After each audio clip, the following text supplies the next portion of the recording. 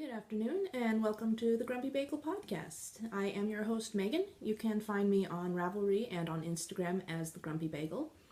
And welcome to new viewers, and special welcome to returning viewers. Thank you for choosing to spend some of your time with me today. This is episode 6.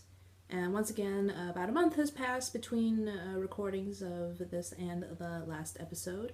I said that I had lost some of my knitting mojo last time, which definitely reflected in my productivity and frankly probably the quality of last episode. I looked so unmotivated last time, so I'm hoping this will be a bit better in productivity and what I have to show you today.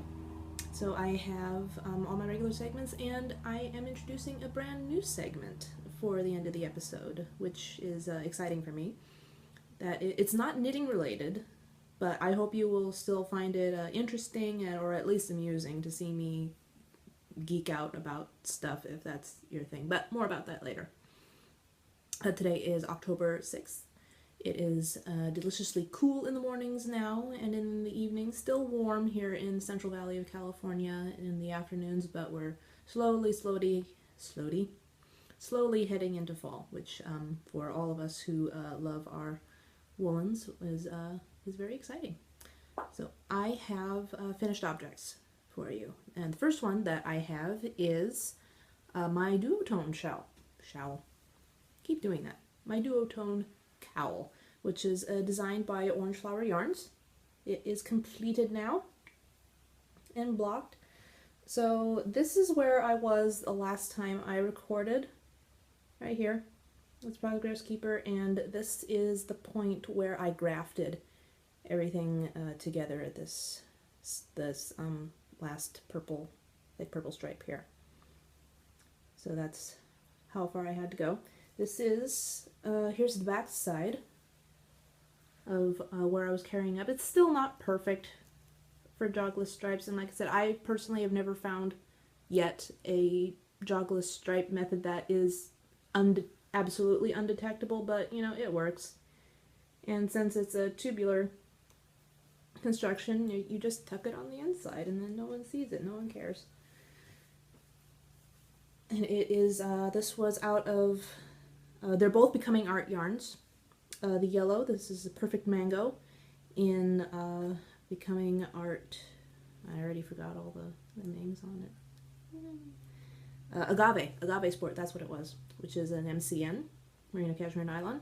And the purple was Thea MCS, or Merino Cashmere Silk in Sport as well.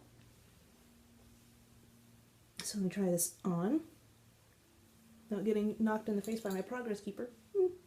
So that is, oh, that's cool. Yeah, you have it there. Have both sides on up and down. I cannot wait for it to be cool enough to wear this with the winter coat. It is so unbelievably squishy with all that cashmere in it, you wouldn't believe. And very, very, very, very nice. Very happy with how it turned out. So, like I said, I did make some mods to this one. I cast on fewer stitches than was recommended and knit in a tighter gauge than recommended. So it turned out narrower, and therefore I had more yarn, so I made it longer than what was recommended. So I get a nice double loop out of it. Or I could do a single loop if I wanted. Just like that. Statement piece there. So that is my finished duotone cowl. Airplane.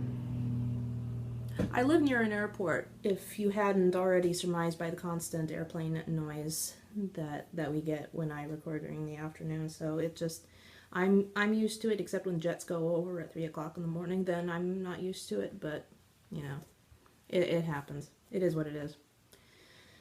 And my second finished object is, I showed you the yarn and told you what I was going to make with it last time I recorded, and this is the Dodging Raindrops cowl by Vanessa Ewing.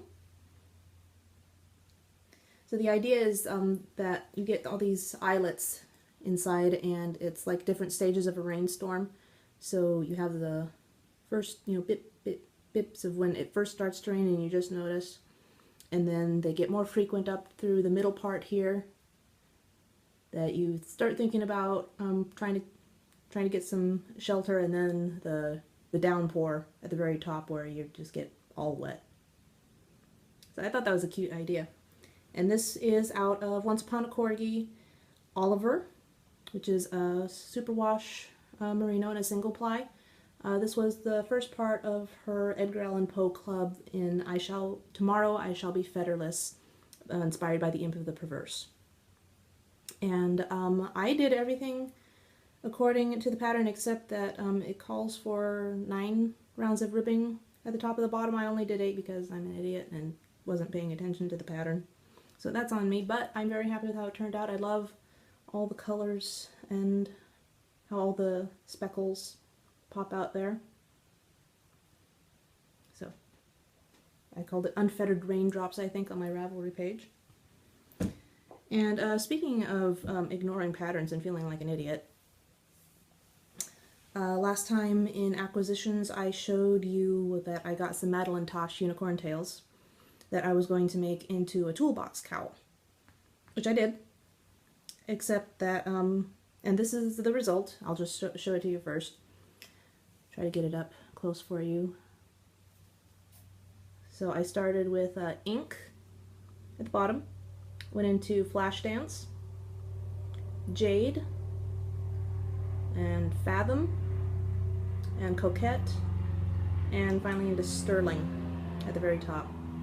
And if you notice or compare this to the project page, or the pattern page, sorry, on Ravelry, there you will notice a little discrepancy. I forgot on every single transition, color transition, to add another round of the slip stitches here. Every single time. And I did not notice it until I was almost ready to bind off.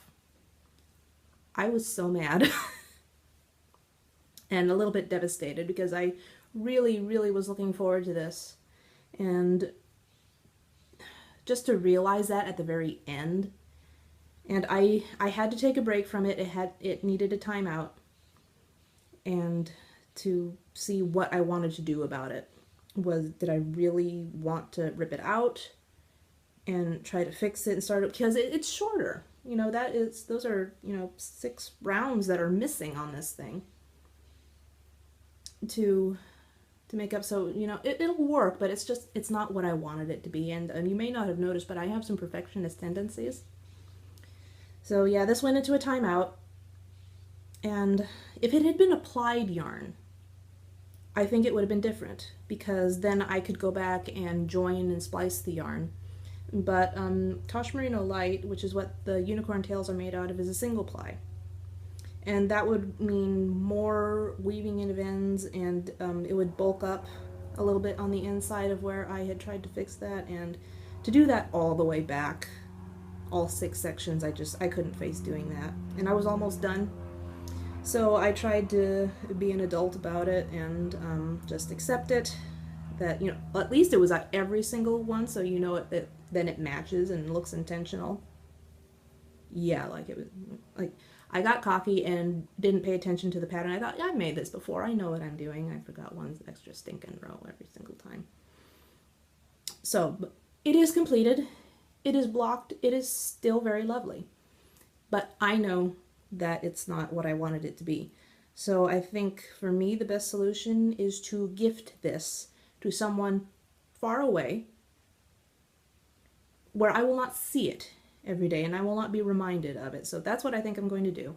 And then eventually, once I feel better about the whole situation, then I will remake this, if at all possible, in the same colors and the same sequence, and then do it correctly with that extra row in each part. And then maybe I will, feel better about it somehow. If that sounds crazy, I'm sorry. I just, it is still very lovely. I just know what I think is wrong with it and how it made me feel when I made it. So that's probably, that will definitely be gifted to someone else. Regardless, this is my toolbox cowl. It is published by Adventure du Jour Designs. It's I'm pretty sure out of the two collaborators, this is a Debbie Stone design, which it's really a lot of fun, especially with the color changing rows when you remember to do the correct amount of them. So that is third finished object. Reappearance of Yorkshire tea. Obviously that was giving me some grief, and there was a point a couple weeks ago where somehow all of my projects were annoying me somehow, and I just would get stuck, or it seemed tedious, something or other. I wasn't really happy with anything that I was working on, which is a bad place for a knitter to be.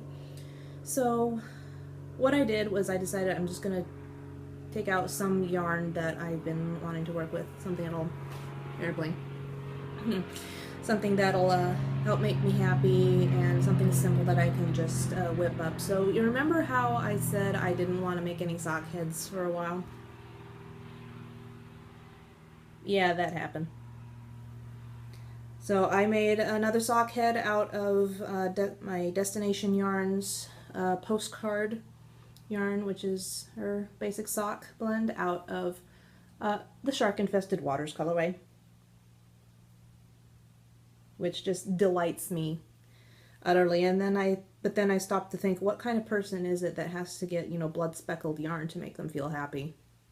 Me, apparently. So I whipped this up pretty quick. So I love how it's striped, or it's spiraled, to have the deep blues, and then going with the gray and white and the blood speckles. Someone said that it looked like, like when the sharks start circling. And everything. The things that tickle me, I don't know. And then at the very end, it gets all crazy, like the final attack, I guess. I don't know. All I do on my sock heads is, instead of doing 9 inches of stockinette up here, I only do 8. Still 4 inches of ribbing. So that is my Sharky sock head with the blood speckles. It felt a little wrong while I was knitting it, but it felt so right at the same time. So that was my relief project for a little while. And these are just off the blockers.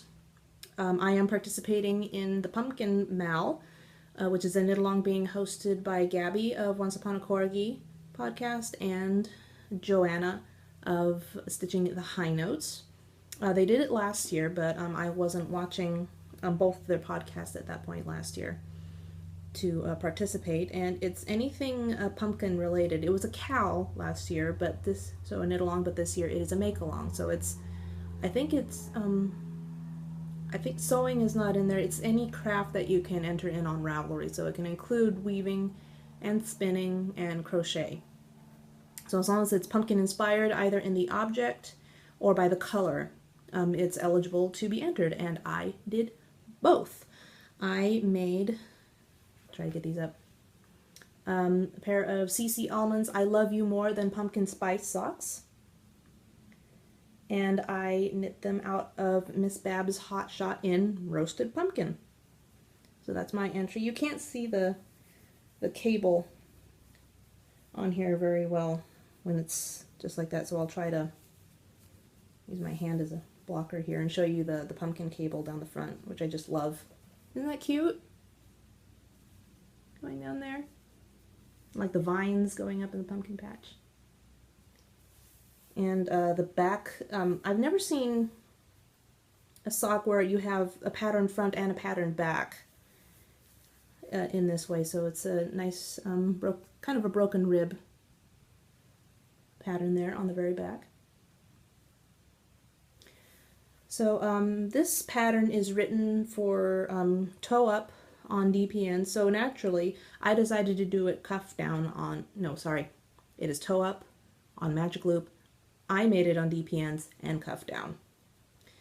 Because I have not as yet found a heel that can work toe up that works for my feet. I have a really high instep, so I prefer gusset and heel flap for my socks just because they fit me better. And I know you can do heel flaps doing toe up, but I haven't found one that works for me yet. So I decided to just do it my way, I guess, and made it top down. And I was a little worried at first if that would affect the cable pattern, but it really doesn't. It's something that can work either way. So you can't tell I can't tell a difference at any rate, and I think it worked out fine. And I changed the cuff and did my preferred toe, preferred heel, and everything, but I'm really happy with how they turned out. This is the perfect color.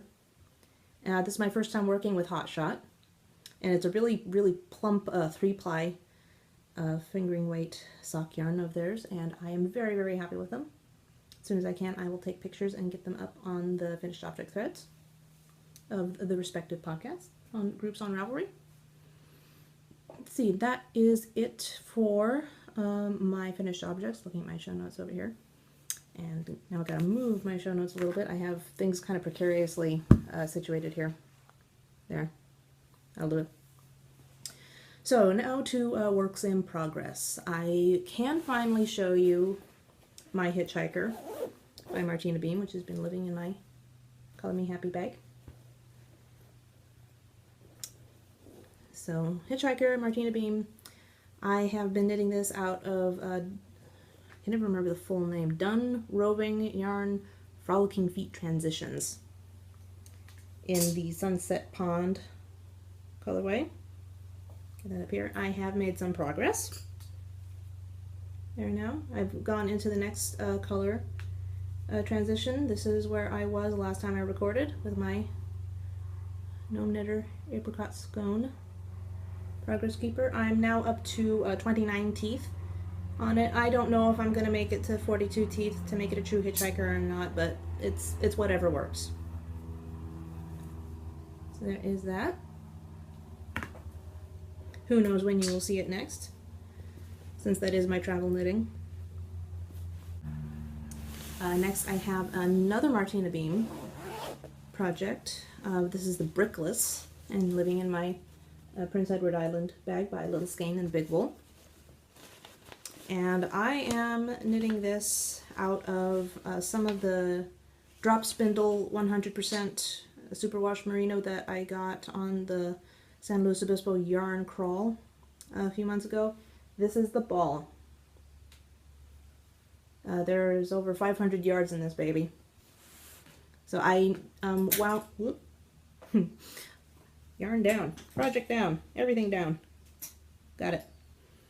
So I wound as much as I could on my ball winder. I have a standard ball winder. I don't have a jumbo one. So I got as much as I possibly could on there, and then just hand wound the rest of it to make this massive, dense cake. So it's in all these jewel purples and pinks and greens and blues. And this is what I have so far. I've only gotten through just a couple of repeats on it and haven't been doing much on it since. Let me try to find the right way to show this to you. That can work. So the eyelet and garter and rib section. So yeah, I've only done a little bit on here. And I forgot to mention what I was doing on other projects. These are size 7 needles. So US 7s. So that's a 4.5 millimeter. I'm using Knit Pick Sunstruck interchangeables. Those are my preferred needles. I don't really have that many sets anymore. I've gone through a whole gamut of what kind of needles I used. I used to get collect all the Susan Boyle. You know which ones I'm talking about. The aluminum needles. I got all of those, and then I got all of Lion Brand's plastic needles. And then I got all of Clover Takumi, or Takumi bamboo needles. And then I just went with one set of interchangeables. And these are pretty much the only needles I use anymore. I prefer wood, except I found size 3 and down. I use metal needles just because I feel like I'm going to break them and I'm going to crush them in my hands. So that's mainly for my peace of mind that I do that. And when I do use metal needles, I like Hayahayas. I either have regular Hayahayas or Hayahaya Sharps. So that's my preferred. So that's the Brickless that I'm working on. And I just finished the leg on some socks. This is just the Yarn Harlot sock recipe. And I'm using, so yeah, these are my high DPNs. I'm using some Once Upon a Corgi, Penny. This is her old Penny base. She's just come out with a new version, which I will show you in a bit. This is her patisserie colorway, which is, I'm not sure if it's technically cream or white, that has shots of purple and pink through it, and then speckled with black and a little bit of green. See if you can see all those in there. And I think it's really pretty. So I just finished the leg. I'm going to do a eye partridge heel on here. I think just vanilla socks. So here it is in the cake. And on the side there. You can see it better there. Yeah. Really very nice. So those are those socks. And if you follow my Instagram, you'll see that I kind of went down a rabbit hole, if that's the appropriate term for it. Everyone knows Find Your Fade shawls right now. And I had thought about doing a Find Your Fade a while ago, but only if it really, really transitioned. I shouldn't say correctly, because there's no right or wrong way to do it, but just how I thought it would be to properly fade from one color into another. And if it really did that in the projects that I saw, then I really liked it. If I felt it was too much of a contrast, then I didn't like it as much. So I held off on that for a long time. And I am not a follower on things. I don't do things, anything, in any aspect of my life just because it's popular. If it happens, if I do something and it happens to be popular, that is purely a coincidence. It is only because I happen to like the thing.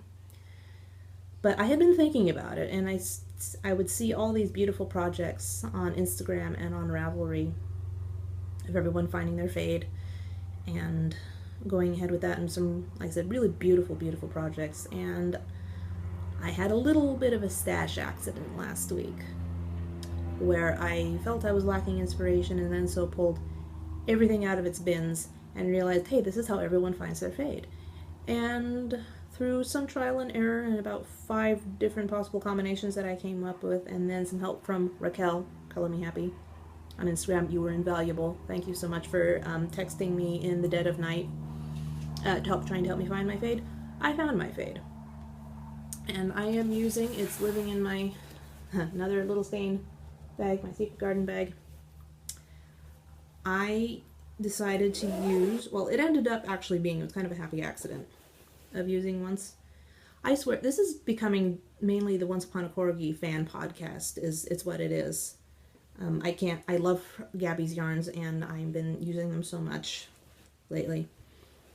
And so what I did was I found a fade using her Lemony Snicket, a series of unfortunate events inspired yarns. I actually found one that used all, there's only one that isn't technically a club colorway, which is the Lemony Snicket color, but it's all Snicket inspired yarn, and that satisfies me on a very deep level, knowing that it's all the same dyer, it's all the same base, and it's all from the same series. So, this is what I have so far. I started last week. Went a little nuts on it. So I started with, sorry, the needles keep clanging against the table here. So I started everyone calls this the thong section. Started the first section with Lemony Snicket. And then I've melted into Queequeg for my second colorway. So trying to carry on the greens from here, and then there's more browns as well in Queequeg. And right now I am in Miracles and Meatballs, so carrying on from the browns in there. So that is what I have so far. And I'm not sure why in the lace section my yarn overs are much smaller on the right side than they are on the left side. I'm not sure if I'm doing something wrong, or if it's just, the nature of knitting. Like when you do ribbing, especially 2x2 ribbing, it's looser on one side and tighter on the other. We have no idea why. Well, someone has some idea why it happens, but the rest of us don't really understand why it happens. We just know that it happens. So I'm thinking maybe that's all that's really going on here. And I looked at a lot of other pictures, project pages on Ravelry, and some of them were doing that and some weren't, but everything looked okay once it had blocked out and, once you open up that lace in the meantime. So I'm hoping it's okay and it'll look fine after it's done, and I guess it doesn't really matter, but... And then when you look on the wrong side, then it looks more even, so maybe it does really all even itself out once it's blocked. So I don't know. But that is my unfortunate fade. So that is the favorite. Don't tell anybody. Don't tell the rest of them. But this is the favorite knit at the moment. So here is Miracle Glue Meatballs all caked up in there, and that moves me on to acquisitions and more Once Upon a Corgi yarn. Surprise, surprise! They're both club colorways. The first one I'm going to show you is from the Edgar Allan Poe club. This is the second installment that she did. This is on her new penny base, which is it's a little slightly less yardage, but man, you can feel the cashmere in here. It is so soft and squishy, and it is inspired by the cask of... I always want to say Amontillado. If you want to say Amontillado, I guess that's fine as well. I say Amontillado. This is insufferably damp, which is it is so cool, and kind of that mossy green for whatever grows in the cellars down there. That's so cool. Here's the new label on there. So insufferably damp, and you get that really, really deep purpley pink in there. I cannot wait to work with this. And then last month's series of unfortunate events club colorway for the Penultimate Peril. The series is almost done. I'm so sad. I've loved this club so much, and oh, thank you, by the way, Gabby. I know you don't watch, but thank you for answering my question on your last vlog about if you would be doing a colorway very possibly for chapter 14. So it's a maybe right now, and if so, it would be a couple months in the future, since this has been a really intensive project for her, which you take whatever you need. So this is for the Penultimate Peril, and this is Dark as a Crow at Night. And I love how just there's that iridescence of crow's feathers, of how, and when they turn, of how it almost, they look different colors depending on what way you're looking at them. And that's going to be going into the fade as well. So, and once the clubs are done, she will be having them up, all of these up as regular colorways in her shop to dye to order. So I'm really looking forward to revisiting my favorite colors and trying them in some different bases as well. And then the last thing in acquisitions is the Little Skein, sorry, turning pages. Little Skein in the Big Wools Little Stitches box. This year is, of course, her year of Jane Austen. And this month's box was inspired by the British miniseries Lost in Austen. So it's not a Jane Austen novel, but it is heavily, obviously, influenced by Jane Austen. It's about a modern-day woman, well, 9 years ago, modern woman who finds herself having switched places with Lizzie in the novel of Pride and Prejudice, and how she continues to affect the story, and the changes that are affected by that. And I'm rambling now. Anyway. So this is what we have. Let's see, we have a Tag Team Tompkins bookmark. Try to get it without the glare there. With a Jane Austen quote. That is with a book she was regardless of time. It's back so you can see their website. And there is, this is really neat.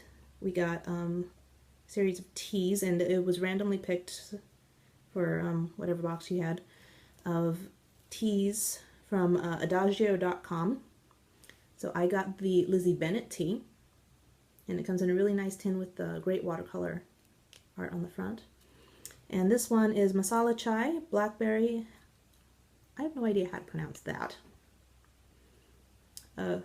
puerdante, and raspberry leaves. And so you just give it a little smell there. It smells really spicy and sweet at the same time, like Lizzie, of course. So I'm looking forward to trying that. Oh, here's the back, so you can see the website. Huh. So I got, and then it said Fandom Blends, and I thought, you have Fandom teas? Go to their website, look at the Fandom Blends. Guys, they have Doctor Who tea. They have Sherlock tea. It blew my mind. I'm going to spend some money over there. I am so excited to try some of those, and the blends that they come up with, I was just, where has this been the last 10 years of my life? You will be hearing more about that. I can promise you that. Let's see, and we got our Progress Keeper by the Gnome Knitter. Try to, oh, there we go, that's better. Show you the side. So this is a Newton, a Fig Newton. Although I hate Fig Newtons, so I'm going to pretend this is a Raspberry Newton because I love Raspberry Newtons. It reminds me of on Bakery Bears, they just finished their segment called Biscuit Banter, and talking about different, what the British would call biscuits, which to me is endlessly complicated compared to what we would call cookies, which is a debacle. But they did Fig Newtons, and Dan absolutely hates them. And he had to eat one plain, and then he had to eat another one that had been dunked in tea. His face was priceless, the poor guy. But the thing is, I agree with him. Fig Newtons? No, absolutely not. So that's a long-winded way of saying this is a very cute Progress Keeper, but I'm going to pretend that it's a Raspberry Newton. Why you needed to know that, I don't know. I'm just rambling at this point. And then we have some Tuft Woolens lip balms. Try to get them nice here. And one is Regency Fig, and the other is Champagne Bubbles. And I love their lip balms. We got some in the Pride and Prejudice box. There was, which ones did I get? One was Tea at Pemberley, and the other was, it was something with lemons. Fresh cut lemon, that was it. And I just finished using those, so came in perfect time, and I'm in constant need of lip balm, so these are very, very much appreciated. Then we had a pattern, by Anne herself. So this is the pattern we got, Regency Lace Bookmark. And some stitch markers. This is the new type of tin that she has with the bunny on there. And this is a screw top cap, which is amazing because the things with other tins that I have, you know, the lid pops off too easily, but this way I know it's going to stay in place. And the set that I got was a little love note set. So this is it's a little envelope with a note that says "I love you" in it. And see the beads there. The beads are purple. Get a couple more out here so you can see them better. There. So those are the stitch markers that I got. There's always 3 or even sometimes 4 sets that she makes that are chosen at random for you.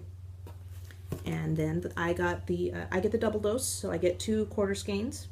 This time we got them in the house blend, which is the Little Skein House Blend, so MCN, and I got one in Fresh Faced Bennett Sisters. So these peaches and like apricot and blue. And then this, I love this one. Oh, isn't that pretty? This is Not One Heartbeat Do I Forget. And it is in blues and lilacs and lavenders and just a little bit of gray in there too. I am I'm going to get a full skein of this once it becomes available. This is so lovely and so squishy and soft. So that is it for acquisitions. Try to put everything away. Okay, that leaves me with the new segment that I promised you at the beginning of the episode. Think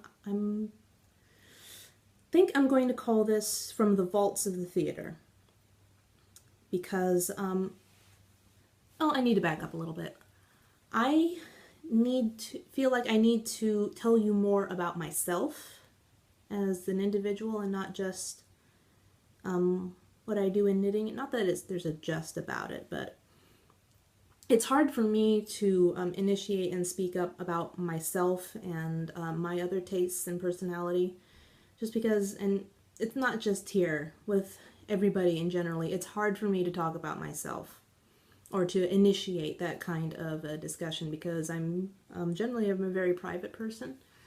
So to talk about my personal life, that's the thing I struggle with, and it's something that I do want to do more here, to try to be more well-rounded, or just to be able to get to know you better and for you to get to know me better. So to start out with, I am going to talk about something that I have alluded to in the past. And if the shirt wasn't a clue or the figurines weren't a clue, it is something that in my own way I love more than knitting, and I have loved longer than knitting. And it is something that I have a, trying to remember how I wanted to say this.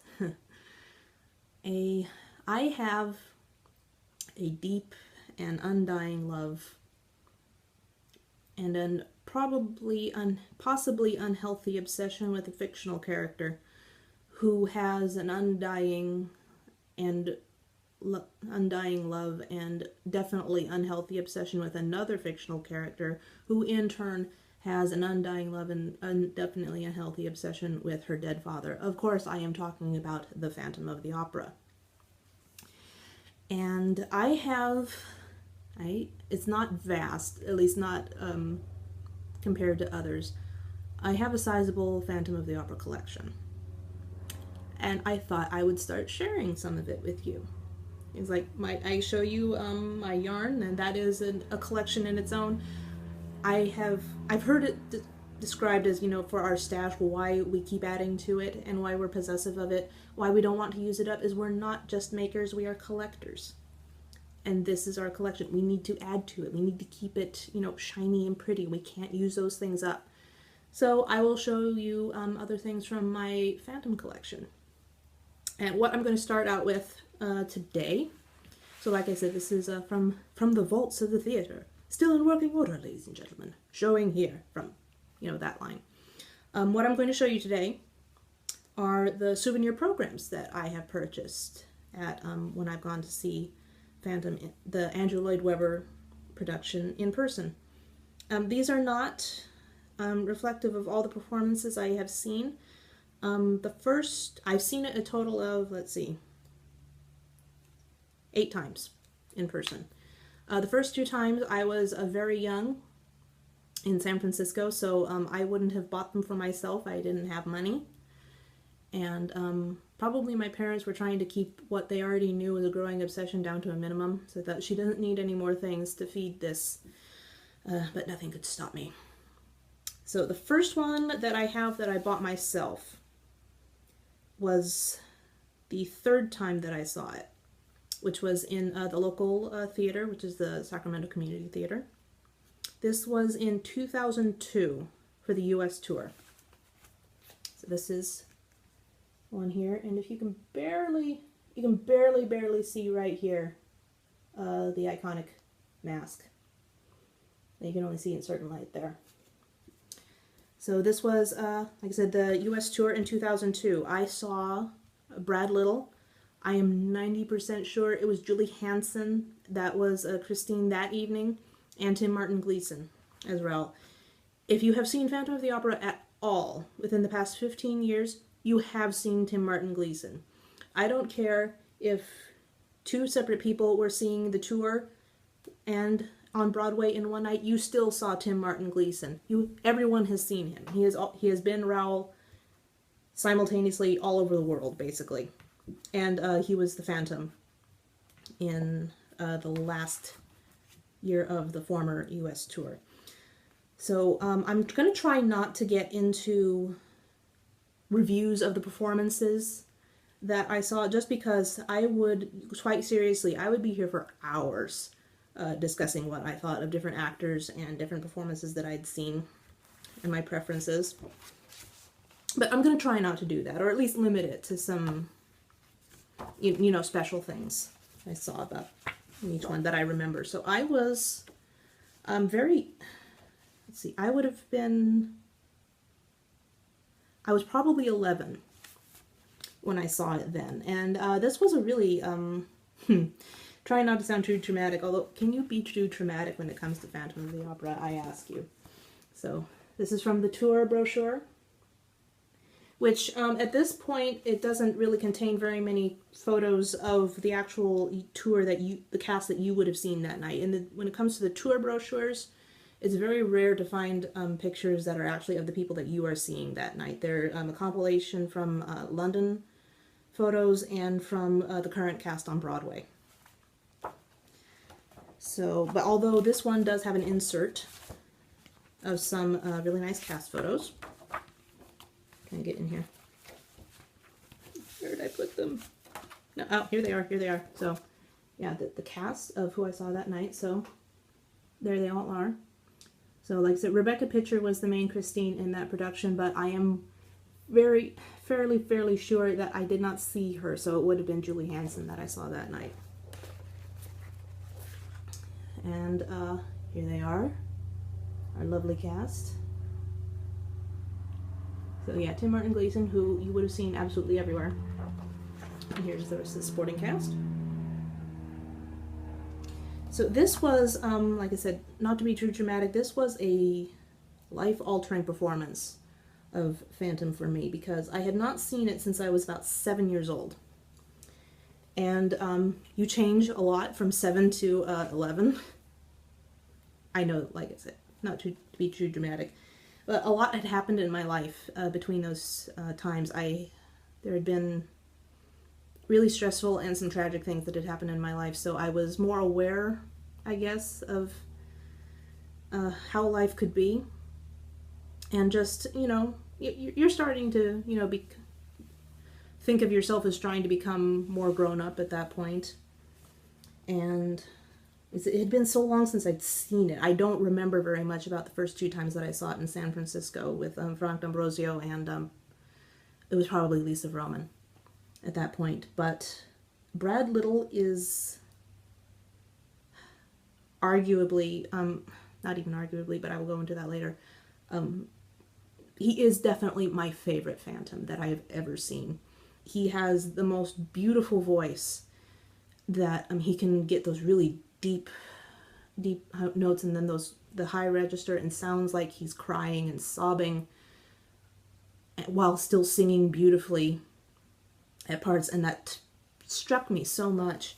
And this was the first time that I'd ever been afraid of a Phantom, which I think is incredibly important to the role. So there were so many things that he did in his body language that impressed me so much, and you can find it on YouTube somewhere.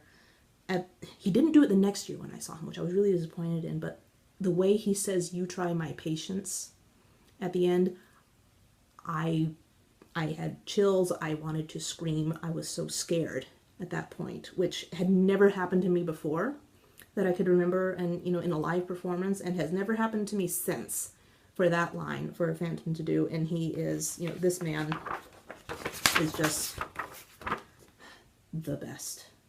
For me, this is the Phantom.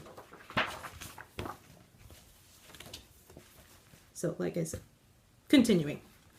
I did not get a brochure from when I saw him the next year in San Francisco, which was stupid. I don't know why I didn't do it.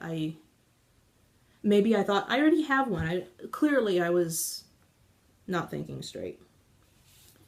So the next one that I have was the next time that I did see it, so this would have been my fifth time seeing it. I have had the honor of seeing the Phantom of the Opera in London at Her Majesty's Theatre twice.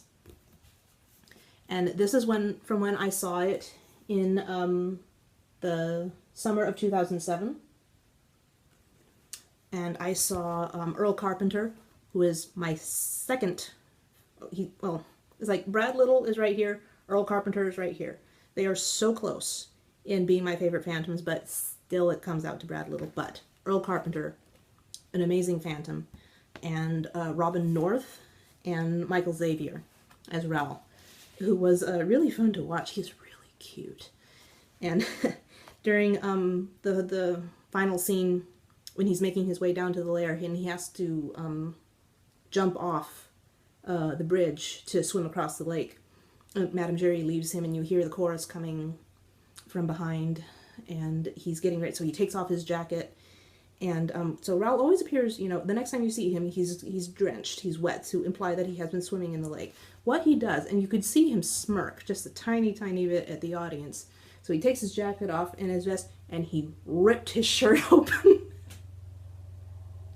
And I don't know. You had to be there, but he was so serious about the way he did it. It wasn't, an incidental thing. It was just, yes, I am manly, and I'm going to go save this girl. It was, oh my gosh.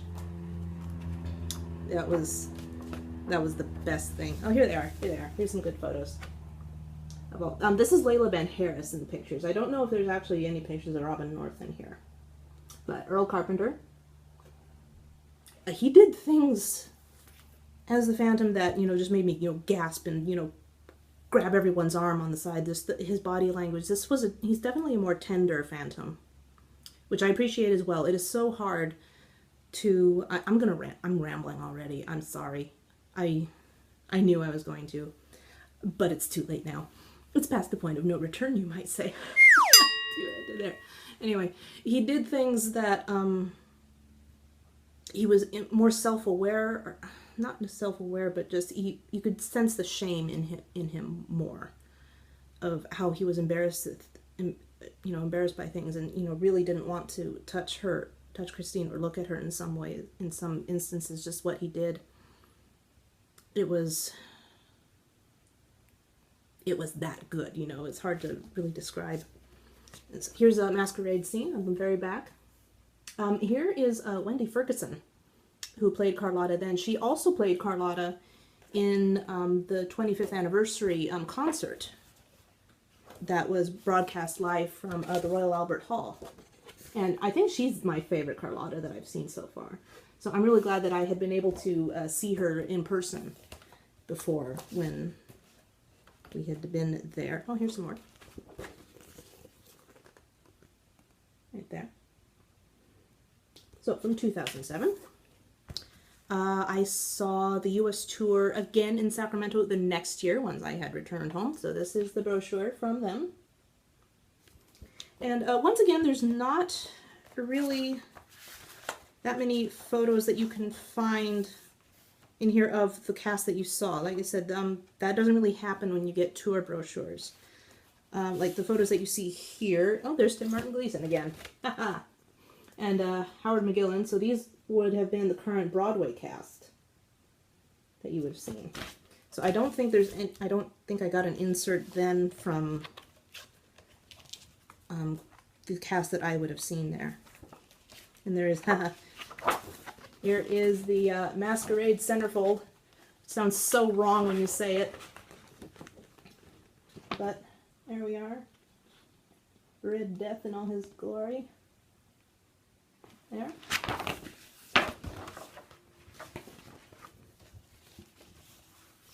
See, and then I saw it once again in London in 2013 at Her Majesty's. This is the brochure we had then. They were returning to the current theme that they seem to like, which is blue. Lots of blue. And where it had previously, obviously we have lots of black. And like all the things that you the production photos of the lair now, they're so blue. I don't know why they've changed that color sense. I mean, I like it, but it's a noticeable change that you see. So in that production, I saw Marcus Levitt and Sofia Escobar, and who was it? Simon Thomas. Oh, I forgot to tell you who I saw in this one. Sorry. So in that second tour, I saw Richard Todd Adams and Marnie Robb and Greg Mills. I really liked Greg Mills as Raoul. He was one that, with no disrespect meant to Tim Martin Gleason, I have not been very impressed with the Raouls that I have seen, at least in America. And this was Greg Mills played a Raoul that I could root for, which is really impressive coming from a fangirl. That I really liked, and that, you know, I was drawn to him. I could see what, you know, Christine and Raoul saw in each other from their portrayals. That was also the only performance that I saw something go wrong in. A flub, as we call it in the fandom. I sound so cool now. And there have been some serious flubs. If you want to check out some noticeable accidents that have occurred during Phantom performances, it's a website called Lamentable Mess, or Lamentable Mess, and it's broken down by I'm not sure if it's by production or by chronology of what happened in different performances. Some of them are hilarious, like Red Death doing somersaults down the masquerade stairs, and it wasn't a major flaw that I saw in this one, but it was still funny nonetheless. In the final scene, in the final lair, as Phantom gives Christine, you know, her bouquet and her veil. Her veil would not stay on. It kept falling off. It just would flop off and, you know, rest on her train in the back. And they did acknowledge that at some point as she's doing this haunted face. Has no horror for me now. He went behind her and kind of did a double takedown at the veil and looked really annoyed and tried to you could tell they were trying to get the pins back into her wig and really shoved it on her head to try to keep it on. And as soon as she turned around to see Raoul, it flew off, and so they just dealt with it. Anyway, in 2013, still rambling, sorry, saw Marcus Levitt, Sofia Escobar, and Simon Thomas in London, trying to find right. Here we go. Here's some good pictures.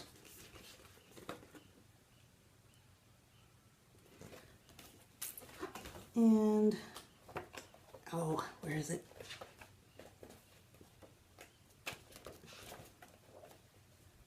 There we go. Anna O'Byrne was the alternate Christine, which I was kind of disappointed I didn't see her that day, but I really liked Sofia Escobar as well. So I'm glad we got to see her. Here is Red Death. There were a lot of familiar faces that I saw from the 25th anniversary production of the concert that they did from the Royal Albert Hall. So Gareth Snook and Barry James were there as the managers, right here. And a lot of the ensemble, like Monsieur Reyer and the wardrobe mistress, I recognized them, and it was just really fun to see so many faces that, you know, that they've been with the production from the very beginning. They have been there all nearly 30 years now that it's been at Her Majesty's, and just knowing that and you know, you're in the original theater. This is where Michael Crawford stood, and so many incredible phantoms, and just knowing the heritage of the place, it is unbelievable, and it's such an honor to be there. And that time I got perfect chandelier seats, 4th row back, dead center. If you look straight up and if you don't blink, no weeping angels, but if you don't blink, you can watch that chandelier drop right over you and go back on. It is the most amazing thing I've ever done at a play like that, and I really needed to break after that. Last one is, I mentioned this a few episodes ago, that I had been to see the new US tour that is not really based on Maria Bjornsson's original designs any longer, which still annoys me. I mean, I understand why they've done it, because it's a notoriously expensive production to put on and especially to travel with. So I understand why they've downsized it a bit to make things easier to move around. And many sets I noticed in this production multitask very well. I actually almost said they're almost like Polly Pocket sets in some ways. Like the main column that serves that for the journey down to the lair that Phantom and Christine go around, it opens into the manager's office. So it's like, we don't need as many backdrops anymore, and we don't have as many fancy costumes. We don't have the masquerade stairs anymore, which I understand why they would do that in the first place, to, you know, just to cut down on cost. But I thought this is why people are going to see the Phantom of the Opera, is because it is a lavish thing. It is supposed to be over the top, and it's not as over the top anymore, which bums me out kind of. But there were some very interesting things that were done with this production. Like, or even look at this. Look at how the music box is different now. I was not a fan of it until I saw what happens to it in the final scene, and it almost made me cry. So I understand why they would do that. But the costumes are definitely different. Not quite as good anymore. Oh, here we go. Here we go. You can see here. So I saw Derek Davis and Caitlin Davis and Jordan Craig in the performance I went to see, again in Sacramento. To be perfectly honest, I wasn't as impressed with the cast. I was very impressed with Derek Davis. He is an amazing Phantom. The first moment I heard him during the mirror scene, I got goosebumps, because I wasn't sure, just because, you know, you're never sure about a new Phantom, and I hate that wig. I'm sorry. I hate the new wig that they have for the Phantom. I love the Valentino wig, the one that's really slick back, and it just... That's purely personal preference, but I think that put me off the whole thing more than anything else.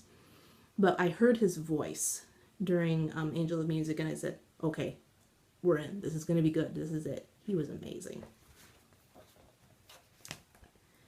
Let's see. Oh, yeah, and the masquerade scene, it's not nearly as impressive anymore. It just, and there's not really costumes in it. People are wearing, you know, outfits with some coordinating mask, but they're not like, they're not, here, it's not like this anymore. It feels like people aren't actually wearing very many costumes. So, and some of the set choices, especially in the lair, I find questionable, and I'm not sure if doubting our intelligence is the right way to put it, but it still is like the bed.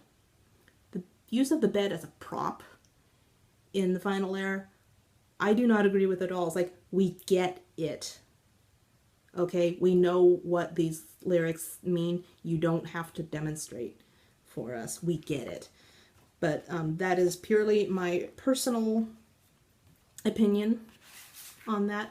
Nevertheless, I did enjoy seeing it. I actually wish that I'd been able to get tickets for a second performance, because the first time I was so focused on what was different that I feel like I wasn't giving myself the right opportunity to really focus on the performance as much, and to enjoy it, and to look for all the subtleties and things that I, you know, wish I'd been able to see before.